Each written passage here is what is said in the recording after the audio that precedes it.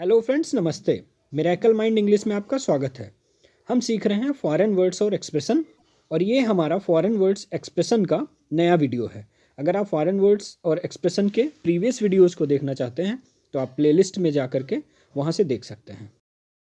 तो चलिए बढ़ते हैं हमारे आज के सेशन पे, और आज हम कुछ और नए फॉरेन वर्ड्स और एक्सप्रेशंस लेंगे, उनको समझेंगे कि उनका ओरिजिन क्या है, उनका इंग्लिश मीनिंग क्या है और उनको आप सेंटेंस में किस तरीके से यूज कर सकते हैं।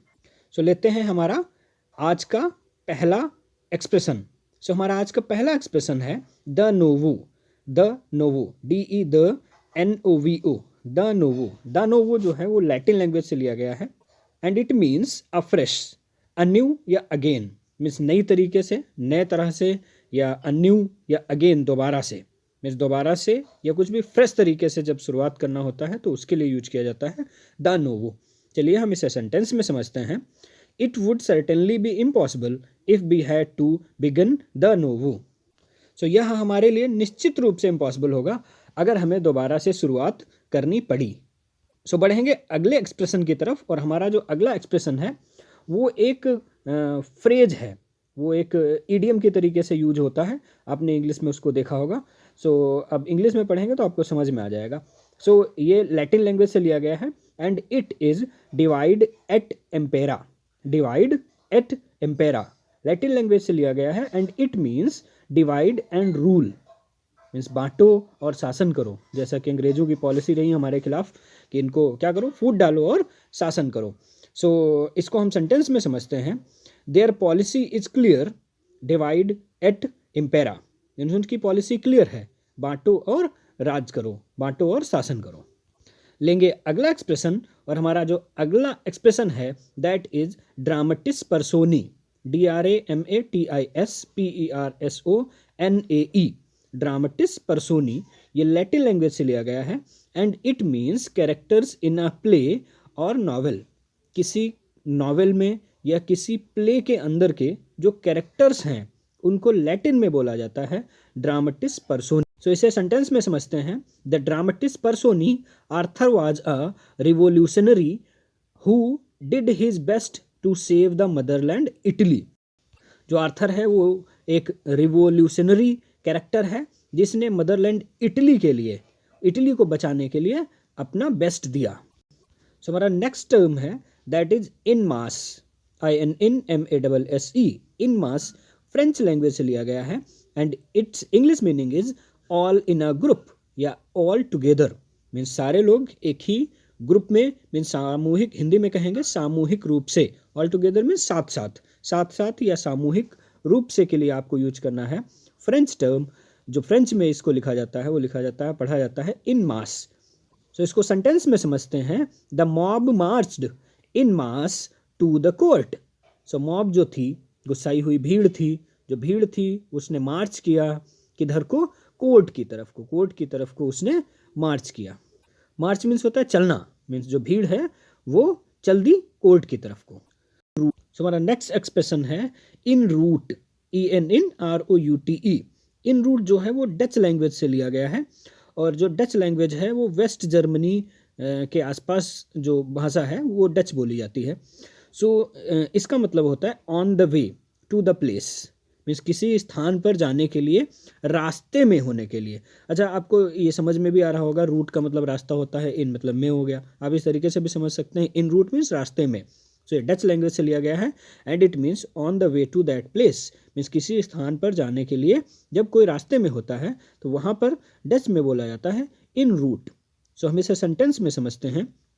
They have arrived in London in route to the US। So वे यूनाइटेड स्टेट जाने के लिए लंदन तक पहुंच चुके हैं। सो बढ़ेंगे हमारे अगले एक्सप्रेशन की तरफ, और हमारा जो अगला एक्सप्रेशन है that is x party. Pronunciation ध्यान देंगे, एक्स पार्टी है इसका प्रोनाउंसिएशन, PARTE लिखेंगे, बट इसको पढ़ेंगे एक्स पार्टी। तो एक्स पार्टी जो है वो लैटिन लैंग्वेज से लिया गया है, and it is only one sided.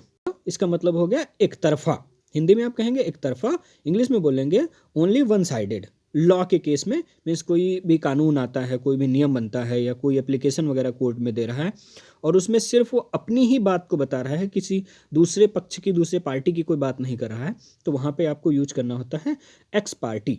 तो इसे हम सेंटेंस में समझते हैं। The owner made an ex parte application to the high court for a stay on the decision.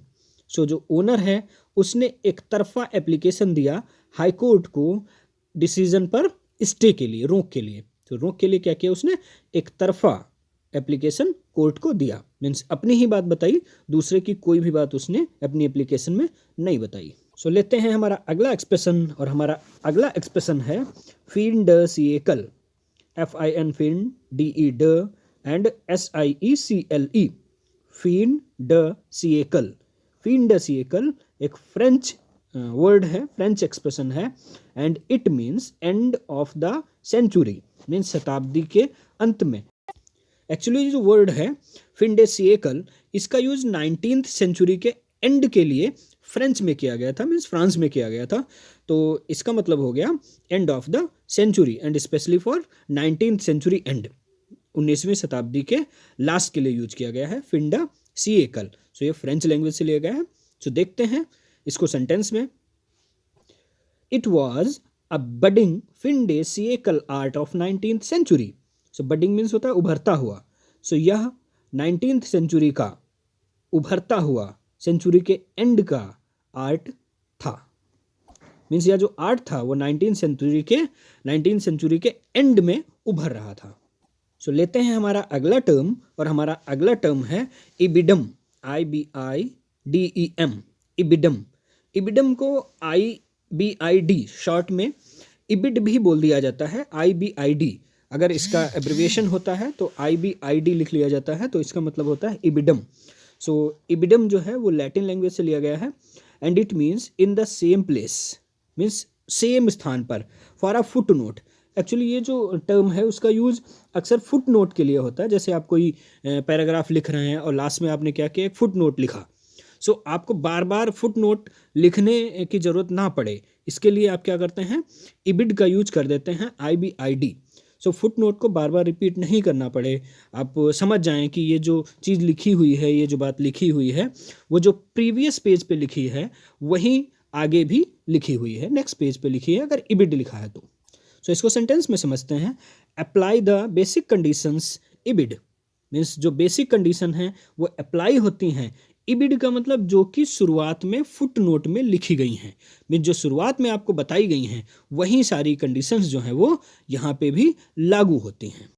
So जो हमारा अगला एक्सप्रेशन है, अगला फ्रेज है, वो आगे के जो 2 फेज लेंगे, वो दोनों फेज से आप फेमिलियर हैं। भले ही आप उसको पूरी तरीके से नहीं जानते होंगे, लेकिन आपने डेफिनेटली उन फ्रेजेस को कहीं ना कहीं, कभी न कभी देखा जरूर होगा। सो जो इसका पहला फ्रेज है that is एग्जाम्पली gratia, EXAMPLI, एग्जाम्पली and gratia. ये लैटिन टर्म है और अक्सर आपने इसको E.G लिखा हुआ देखा होगा। तो EG का मतलब होता है एग्जाम्पली gratia and it's English meaning is for example, उदाहरण के लिए।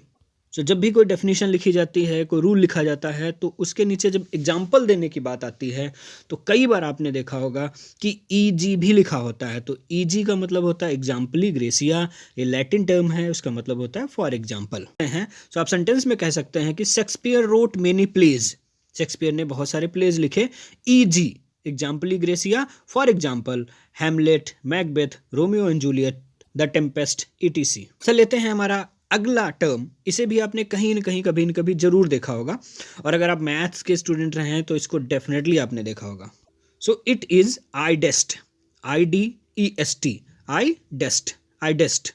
आइडेस्ट जो है वो लैटिन लैंग्वेज से लिया गया है, and it means that is, या आप बोलेंगे इन अदर वर्ड्स, दूसरे शब्दों में, यानी कि, क्या बोलते हैं, यानी कि जब हम कोई भी चीज़ को समझाना चाहते हैं और हमने ऊपर समझाया है और उसे और अच्छे से एक्सप्लेन करना चाह रहे हैं, तो हम वहाँ पे नीचे लिखते हैं IE। इसका मतलब हो गया इडेस्ट, यानी कि जो हमने ऊपर कहा है उसी को दूसरी लैंग्वेज में और दूसरी बहुत ही आसान भाषा में इसको समझा जा सकता है। तो चलिए इसे हम एग्जाम्पल में समझते हैं। एग्जाम्पल है, if your house has hard water, अगर आपके घर में हार्ड वाटर है, ब्रैकेट में हमने लिखा है IE, मीन्स यानी कि कैसा पानी है, a high mineral water content, ऐसे पानी में जिसमें हाई मिनरल कंटेंट हैं। जो हार्ड वाटर का मतलब क्या हो गया, हार्ड वाटर को हमने आगे समझाया हुआ है, क्या समझाया है कि a high mineral water content means ऐसा पानी जिसमें हाई मिनरल हो, उसे ही हम क्या बोलते हैं, हार्ड वाटर। सो इसी तरीके से जब आपको कुछ समझाना होगा और आपने कुछ ऊपर लिखा है और आप उसको और नीचे एक्सप्लेन करना चाहते हैं और अच्छे से बताना चाहते हैं, तो वहाँ पे आपको लिखना होता है IE। इसका मतलब हो गया आई डेस्ट। आई डेस्ट का मतलब दैट इज, या इन अदर वर्ड्स, यानी कि जो मैं ऊपर कहना चाह रहा था वही मैंने नीचे समझाया हुआ है। So thanks for watching this video, keep learning, keep enjoying, और बने रहें हमारे साथ मिरेकल माइंड इंग्लिश में।